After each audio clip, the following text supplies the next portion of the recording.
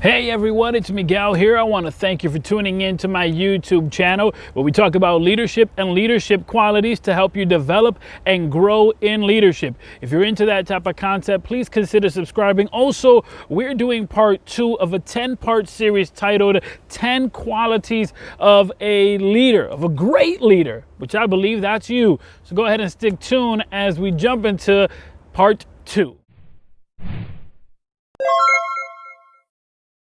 Hey, welcome back to the channel. My name is Miguel Lebron and I'm here in beautiful Rochester, New York. Wonderful weather that we're having today. You know, part 1 is already available of this 10-part series titled The 10 Qualities of a Great Leader, of an awesome leader that I believe that's you. So please hit the subscribe button, hit the notification bell so that you can continue to get notified as we continue forward on this series. Above me, you're going to see that notification letting you know what video number 1 looks like, so you can go ahead and check that out. You also find it in the description below of this video. Also in the description below of this video, you'll find a link to my website, miguellebron.com. Please consider joining our mailing list there on our website and going through the history and the information that we have, blogs, video posts, etc. Now, part number 2 of this, let's just kind of review here.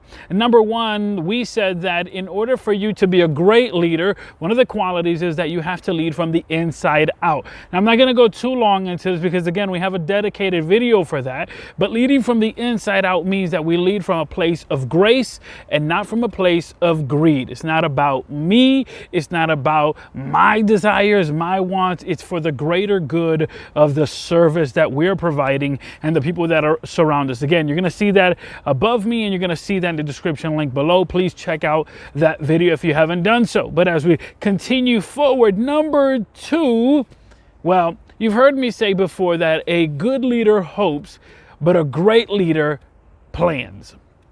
And that really is number 2. The great leader plans, but more specifically, plans for the future. They prepare for the future.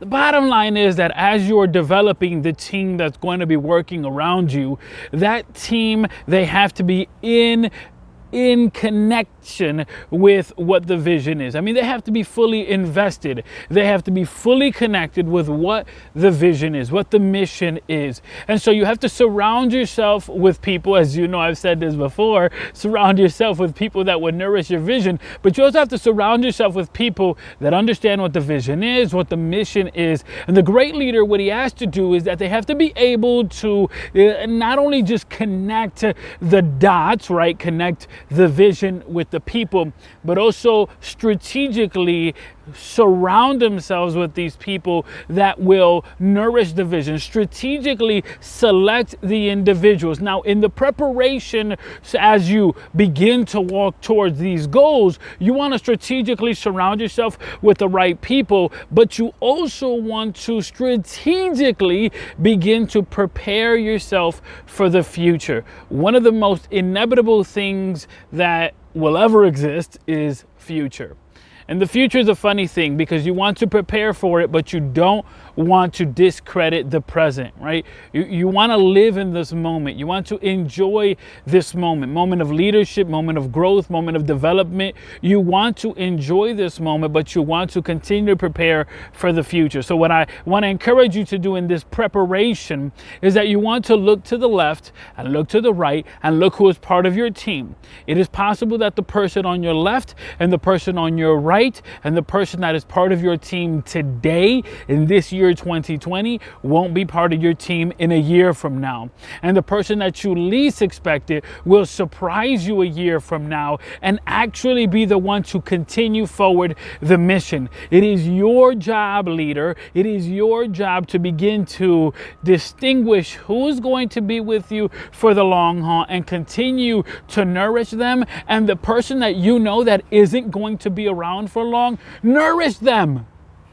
Oftentimes, if we're not reaping the benefit, we're not willing to nourish the people. We're not willing to help people. If we're not going to reap the benefit, if it ain't for the benefit of my cause, my vision, my dream, then I'm not going to help them. And we shouldn't have this attitude. You know, we should encourage, we should motivate, we should help, we should develop that potential in those individuals that are around us.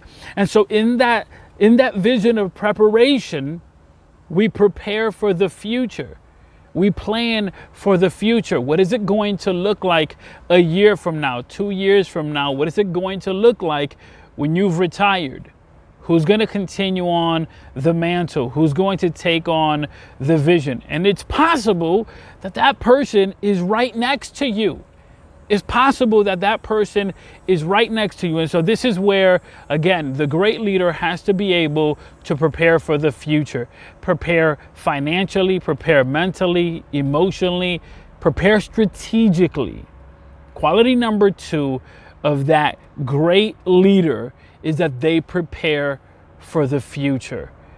And many times this is easier said than done. This is why I encourage you, look to the left, look to the right, because it is possible that the people next to you are those who will continue to progress the vision and will continue to progress what it is that you've already begun. I know a lot of leaders who can't envision themselves outside of the leadership position.